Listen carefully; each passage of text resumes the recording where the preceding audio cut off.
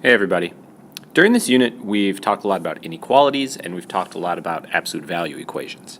Today is the day that we put that all together when we look at absolute value inequalities.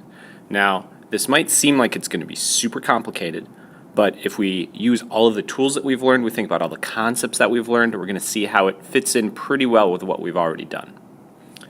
In our first example here, we have the absolute value of x, which is less than 7. Now, if we think about the numbers that make this statement true, we think about 6 would make this true, right? The absolute value of 6 is less than 7. 2, the absolute value of 2 is less than 7. The absolute value of 0. The absolute value of negative 5 is less than 7, right? Because the absolute value of negative 5 is 5. The absolute value of negative 6 is less than 7 because 6 is less than 7. But there are certain numbers that don't work, right? We know 9 doesn't work because 9 is not less than 7. But also negative 8. Negative 8 doesn't work because the absolute value of negative 8 is positive 8, and 8 is not less than 7. Another number that doesn't work is negative 7.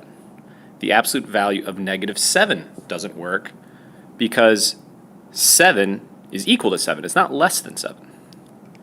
So we want to be able to graph all of the numbers that make this statement true. Okay?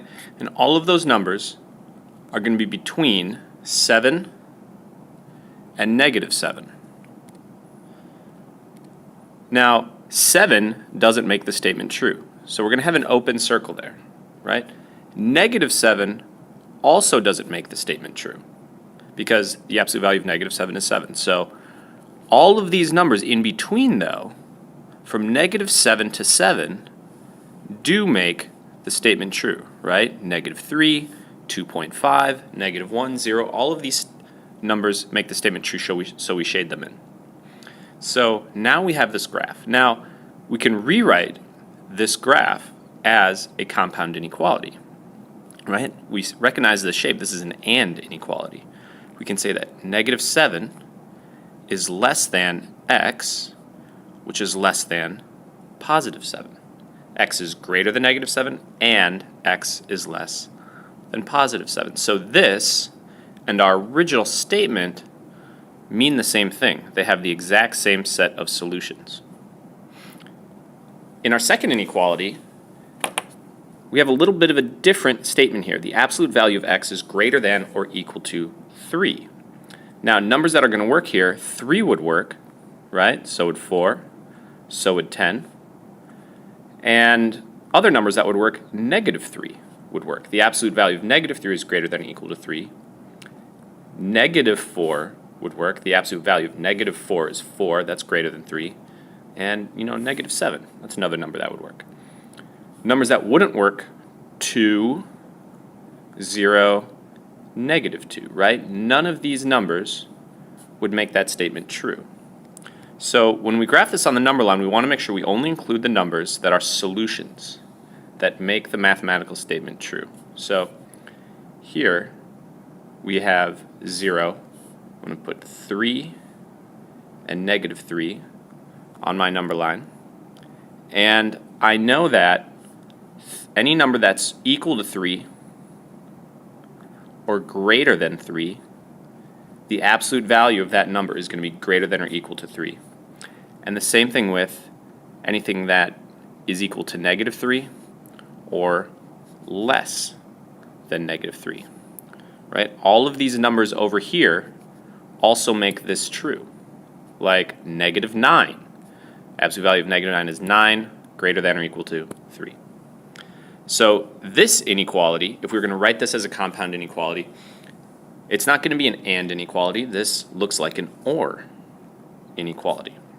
And we see that x is less than or equal to negative 3, or x could be greater than or equal to positive 3. So again, we have two equivalent statements that mean the same thing, but written in two different ways.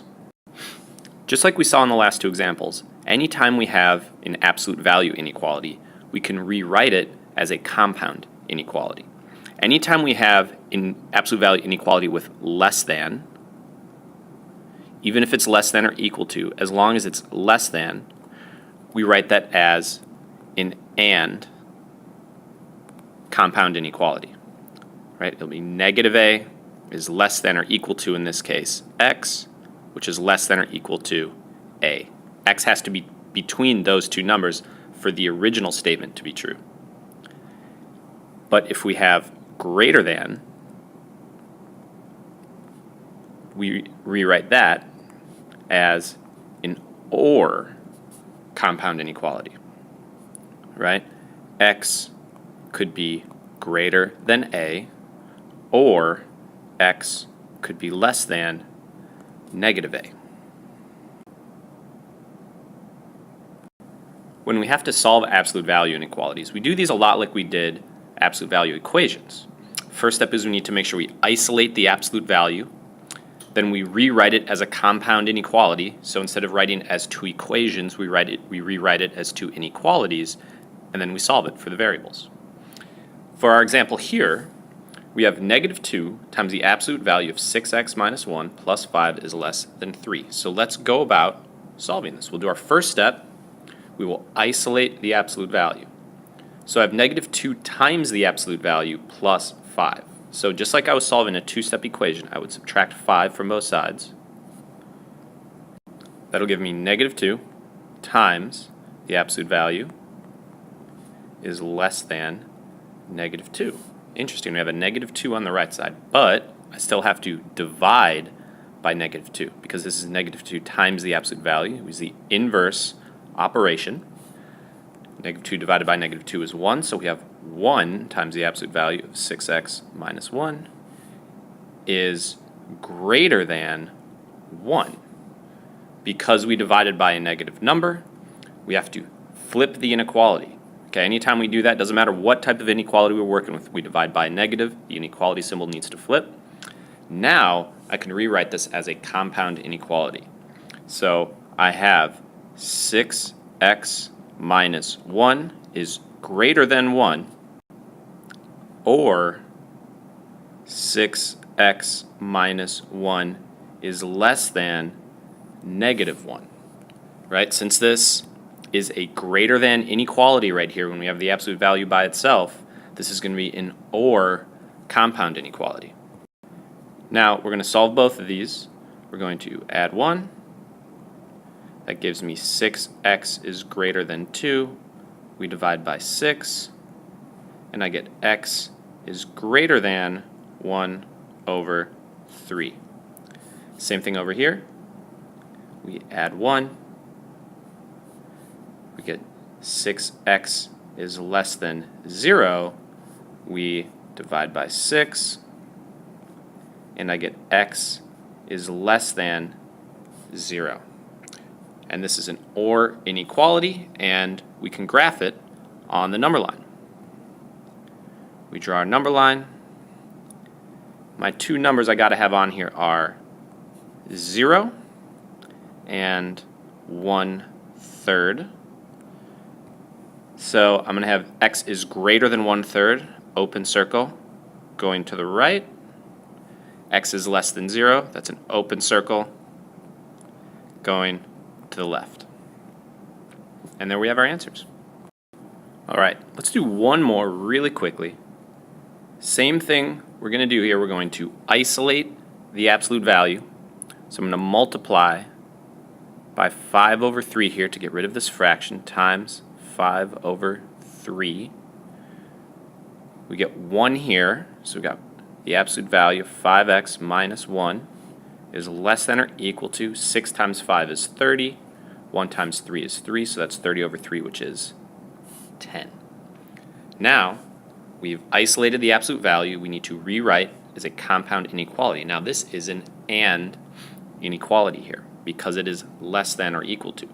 So we know that this expression inside the absolute value, 5x minus 1, has to be between 10 and negative 10. Now we can solve this. We can add 1 to all three of these here. So we get negative 9 is less than or equal to 5x, which is less than or equal to 11. We divide by 5, and we get x in the middle is greater than or equal to negative 9 over 5. We could write that as a decimal if we wanted. That would be negative 1.8. And 11 divided by 5, that would be 2.2. So here now is our compound inequality that contains all of our solutions to the original inequality. So now we're going to want to graph our solutions. We have our number line, 0, put negative 1.8 over here. We'll put 2.2 over here just a little bit farther away than that negative 1.8. And we will graph our compound inequality.